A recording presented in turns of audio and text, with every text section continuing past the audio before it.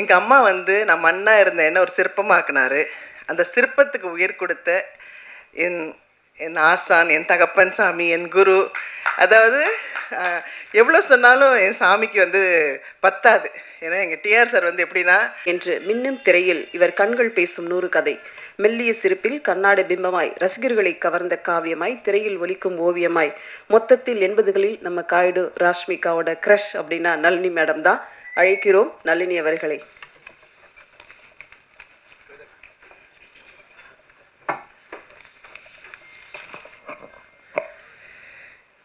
மேடையில் அமர்ந்திருக்கும் ஜாம்பவான்களுக்கும் இந்த மாதிரி ஒரு விழாவை உண்மையிலே நான் எதிர்பார்க்கவே இல்லை. வந்திருக்க அத்தனை நல்லுள்ளங்களுக்கும் முதல்ல என்னோடய வணக்கம். உயிருள்ளவரை உஷா உண்மையிலே மறக்க முடியாத நிறைய நல்ல அனுபவங்கள்லாம் இருக்குங்க. எங்கள் அம்மா வந்து நான் மண்ணாக இருந்த என்ன ஒரு சிற்பமாக்குனாரு. அந்த சிற்பத்துக்கு உயிர் கொடுத்த என் என் ஆசான், என் தகப்பன் சாமி, என் குரு.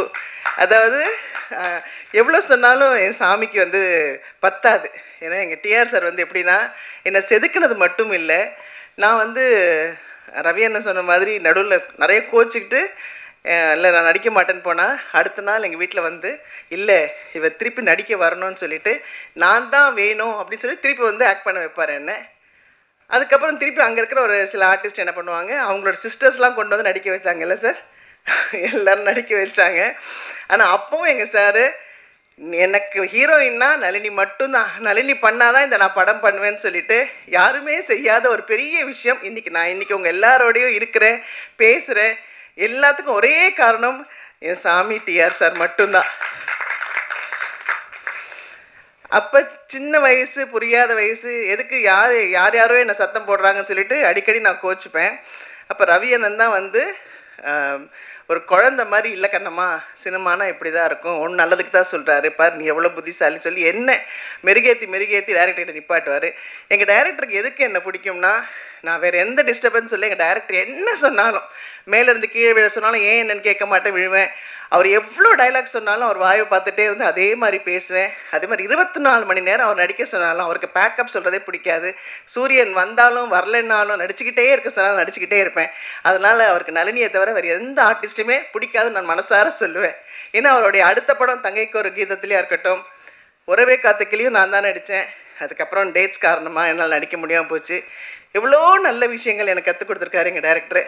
எனக்கு ஒரு சமயம் நான் அவர் விட்டு வந்ததுக்கப்புறம் என்னை திருப்பி முதல்ல காதல் அழிவதில்லை எங்கள் டைரக்டர் கூப்பிட்டு என்னை பார்த்த உடனே ஒரு தகப்பன் எப்படி கண்ணீர் விடுவாரோ அந்த மாதிரி விட்டு, நான் இருக்கேம்மா உனக்கு எத்தனை படம் வேணால் நீ நடிக்கலாம் அப்படின்னு சொல்லி என்னை திருப்பியும் நடிக்க வச்ச ஒரு ஆசான் அவர். ஸோ இவருக்கு நான் என்ன சொல்கிறது என்ன பேசுகிறதுன்னு எனக்கு தெரியல. அந்த மாதிரி ஒரு தெய்வம் எனக்கு இந்த மேடையை கொடுத்துருக்கு. இப்படி ஒரு விழாவுக்கு என்னை கூப்பிட்டதுக்கு ரொம்ப சந்தோஷம். அதே மாதிரி தானு சார் படத்துலேயும் நான் தான் ஃபஸ்ட்டு ஹீரோயின். பட் அவங்கள பற்றிலாம் எனக்கு பெருசாக தெரியாது. ஆனால் அதுக்கப்புறம் அவ்வளோ பெரிய டிஸ்ட்ரிபியூட்டர் அப்படிலாம் சொன்னாங்க. என்னுடைய கல்யாணத்துக்கு நிறைய உதவினார் தானு சார், அவருக்கும் என்னுடைய பெரிய நமஸ்காரங்கள். செல்வமணி சார், விக்ரமன் சார், ரொம்ப சந்தோஷம். எவ்வளோ பெரிய ஜாம்பவான்கள் இவங்கெல்லாம். இவங்க இருக்கிற மேடையில் என்னை பேச வச்சதுக்கும் என்னை அழைச்சதுக்கும் ரொம்ப சந்தோஷம். ஏன்னா ஒரு சாங் நான் வந்து வைகை கரை காற்றை சாங் பண்ணும்போதெல்லாம் பார்த்தீங்கன்னா எங்கள் சார் வந்து மியூசிக் வந்து ரெக்கார்டிங்கே பண்ணலை. அவர் வாயில் சொல்ல நீங்களை ஆக்ட் பண்ண சொல்லுவார், அவ்வளோதான்.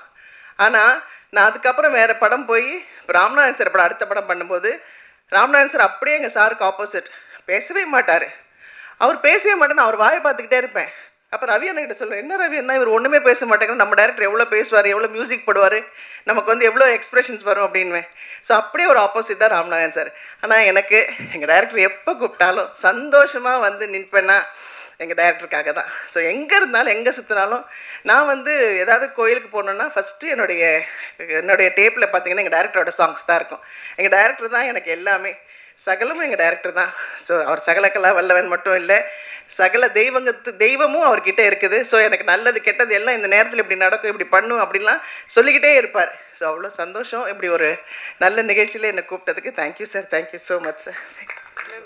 இந்த படத்தில் உங்களுக்கு பிடிச்ச ஃபேவரட் சாங் என்ன, அது மட்டும் சொல்லுங்களேன். எனக்கு இந்திரோகத்து சுந்தரி சாங் பிடிக்கும். அதே மாதிரி வைகை கரை காற்றினில். ஒரு லைன் எங்களுக்கு. ஐயோ தேங்க்யூ.